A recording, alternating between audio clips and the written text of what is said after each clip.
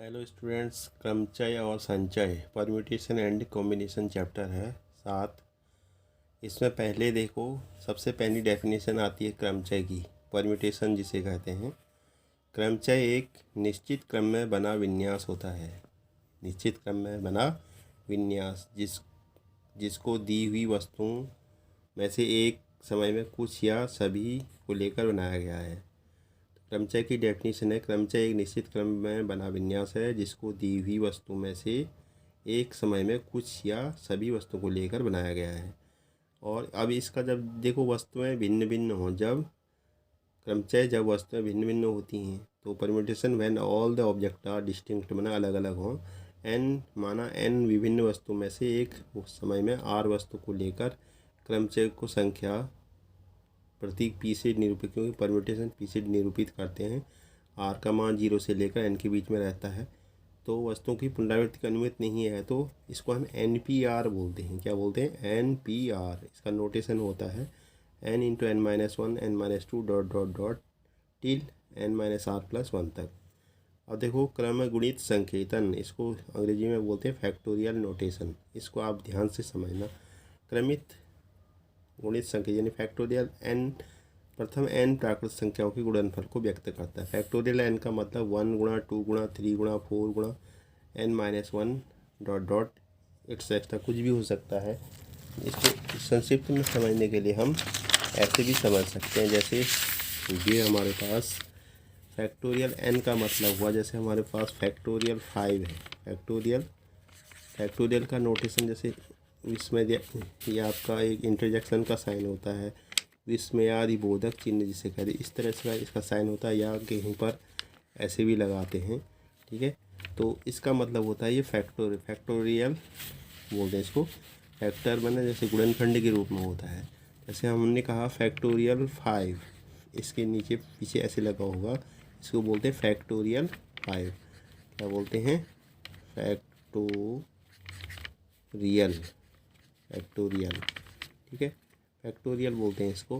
Factorial 5 का मतलब हुआ तो इसके गुणनफल के रूप में, जैसे 5 इंटू, पीछे को reverse counting, 5 4 into 3 into 2 into 1, तो इसका कुल जो क्रमित गुणन आएगा 5 को 20 या 60 दूनी 120, ये आपका फैक्टोरियल 5 का मान आएगा। अब आपको मैंने समझाया कि इसका गुणन, जैसे फैक्टोरियल 5 को खोलेंगे तो पीछे को ऐसे घटते हुए क्रम में आएगा। जैसे यहाँ पर देखिए, फैक्टोरियल n का मतलब 1 into 2 into 3 into 4 n-1 into n। Factorial n का मतलब n into n-1 n-2 n-3 dot dot dot इस तरह से चलेगा। अब जैसे कुछ मान दिए हैं, फैक्टोरियल 1 का मान 1 ही होगा, क्योंकि 1 का गुणा 1 ही, और 2 का मान जैसे बना 2 गुणा 1, 3 का मान 3 2 1, ऐसे 4 का मान 4 2 4 3 2 1 ऐसे आएगा। ऐसे फैक्टोरियल 0 का मान 1 होता है, ये आपको लर्न करना है। ठीक है, बहुत इंपॉर्टेंट है। फैक्टोरियल 0/1 होता है, ये मैंने आप बता दिया। फैक्टोरियल 5 को हम ऐसे भी लिख सकते हैं, अगर हम 5 इंटू 4 फैक्टोरियल भी लिख सकते हैं, इसको क्लोज करें तो। ठीक है, और फैक्टोरियल 5 को 5 इंटू 4 इंटू फैक्टोरियल 3 भी कर सकते हैं, 5 इंटू 4 इंटू फैक्टोरियल 2 भी कर सकते हैं। मतलब आगे के अंक अगर आवश्यक है तो उनको हम बाद वालों में ये साइन लगा सकते हैं। और इसका जो सूत्र होता है NPR, क्रमचय का सूत्र होता है NPR से डिनोट करते हैं n वस्तु में से r वस्तु का चयन करना, यानी कि n वस्तु में से लेकर r वस्तु का मतलब क्रमचय करना। हमें क्रमचय निश्चित क्रम बनाना, n वस्तु में से r वस्तु को चयन करना। तो इसका जो सूत्र होता है, n ऊपर है r नीचे है, फैक्टोरियल n बोलते हैं। इस फैक्टोरियल n/n-r का फैक्टोरियल, ये इसका फार्मूला होता है, इसको आप नोट कर लेना। ठीक है, अब देखते हैं, आइए इस पर एक क्वेश्चन। 7.1 अंक 1 2 3 4 और 5 से कितनी 3 अंकी संख्याएं बनाई जा सकती हैं यदि फर्स्ट है अंकों की पुनरावृत्ति की अनुमति हो, और दूसरा है अंकों की पुनरावृत्ति की अनुमति न हो। कुल अंक हमारे पास कितने? 1 2 3 4 5। यहाँ पर n=टू हो गया हमारे पास 5। ठीक है, n=5 हो गया। और हमें फर्स्ट बार में देखो, अब हमें 3 अंकी संख्या बनानी है। 3 अंकीय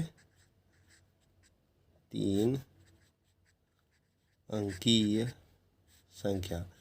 3 अंकीय संख्या में क्या होता है, देखिए ये आपका इकाई, दहाई, सैकड़ा, यहाँ पर आपका इकाई हो गया, यहाँ पर आपका दहाई आएगा और यहाँ पर सैकड़ा आएगा। ठीक है, तो यहाँ पर इस तरह से हम बना दें 3 अंकों की संख्या। तो हमें देखो इकाई में अब इसमें पूछा है फर्स्ट अंकों की पुनरावृत्ति की अनुमति हो, मतलब कोई भी अंक हम ले सकते हैं। जैसे 5 को पहले ले लें, इकाई में 4 को ले सकते हैं, 1 को ले सकते हैं, 3 को, किसी को भी अंक को भी ले सकते हैं। इसमें ऐसी कंडीशन नहीं दी है। तो पहले हम इकाई का अंक भरने की विधि बताएंगे। तो इकाई का अंक यहाँ पर लिखेंगे, इकाई का अंक चुनने की विधि, चुनने की विधि बराबर क्या हो जाएगा हमारा, कितने नंबर है कुछ 5, यानी कि 5 में से 1 अंक भरना है हमें, इकाई का स्थान 5p1। अब हमारे पास सूत्र क्या है, चूँकि NPR अभी मैंने बताया था क्या होता है, फैक्टोरियल n बट्टे फैक्टोरियल n माइनस r का फैक्टोरियल, ये होता है।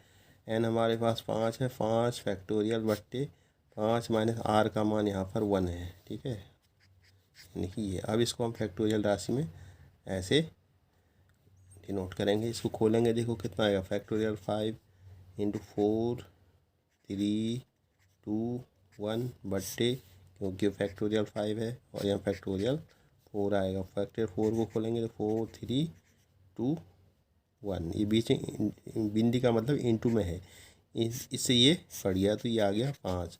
तो इकाई का अंक भरने की विधि चुनने का तरीका आ गया, 5 तरीके हो सकते हैं।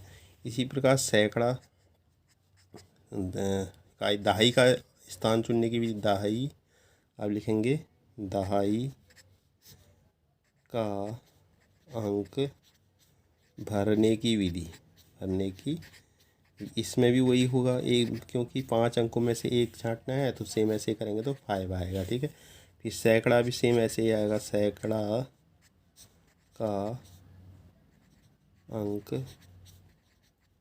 भरने की विधि हो जाएगी, इसमें भी सेम ऐसा है। इसलिए 3 अंक की संख्या कैसे बनेगी, इन तीनों को मल्टीप्लाई कर देंगे। 3 अंकीय संख्या, 3 अंक की संख्या